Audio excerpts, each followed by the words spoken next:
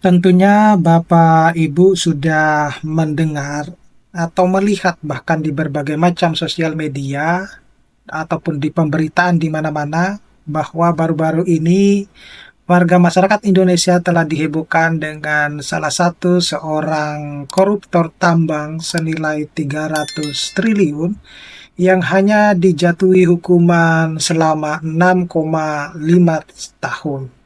Nah, ini yang menjadi heboh di kalangan masyarakat bahwa kalau kita lihat 300 triliun itu setengah dari anggaran pendidikan kita, di mana pendidikan di Indonesia itu memiliki anggaran kurang lebih sekitar 600 atau 20% dari APBN negara Indonesia, kemudian baru ditambah sehingga menjadi 700 sekian triliun.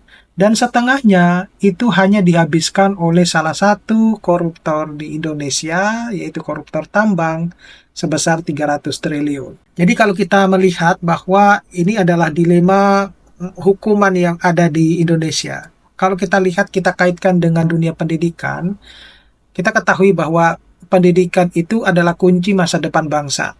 Di Indonesia sendiri, anggaran pendidikan itu telah ditetapkan sebesar 20% dari APBN, yang berarti itu hampir lebih dari 700 triliun rupiah untuk setiap tahunnya. Namun, apa yang terjadi jika setengah dari anggaran ini, yaitu kurang lebih 300 triliun rupiah, malah lenyap di tangan seorang koruptor tambang?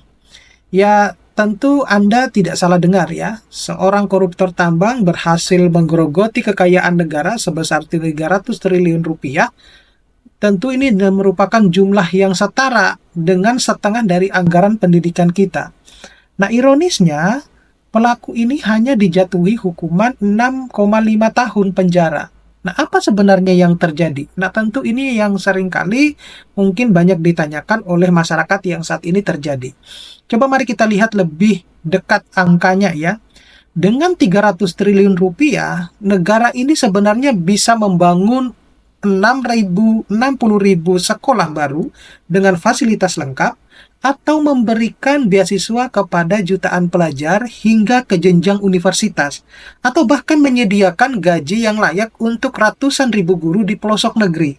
Nah, seperti kita ketahui bahwa sampai pun detik ini ternyata untuk meningkatkan kesejahteraan guru itu sangat sulit. Ya, tetapi ketika misalnya ada seorang koruptor yang berhasil menggerogoti kekayaan negara dengan kurang lebih 300 triliun, coba bisa dibayangkan berapa kira-kira kalau itu dialokasikan untuk kesejahteraan guru, untuk membangun sekolah, untuk memberikan beasiswa dan lain sebagainya. Namun ternyata kenyataan ini jauh berbeda. Di banyak pelosok Indonesia, anak-anak itu harus belajar di ruang kelas yang hampir roboh, tanpa buku, tanpa meja, bahkan tanpa guru. Bayangkan jika uang 300 triliun itu digunakan untuk mereka. Tentu masa depan seperti apa yang kita bisa wujudkan. Kasus ini melibatkan salah satu koruptor tambang terbesar di Indonesia. Modusnya memanipulasi izin tambang, menghindari pajak, dan merampas kekayaan alam yang seharusnya adalah milik rakyat.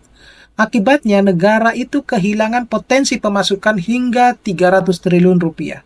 Dan lebih mengejutkan lagi, pelaku hanya dihukum 6,5 tahun penjara. Nah, hukuman 6,5 tahun untuk koruptor sebesar ini tentu jelas tidak adil. Dalam banyak kasus koruptor, itu koruptor menggunakan uang hasil curian untuk memperingan hukuman mereka. Ini adalah cerminan bahwa ternyata lemahnya sistem hukum di Indonesia ini.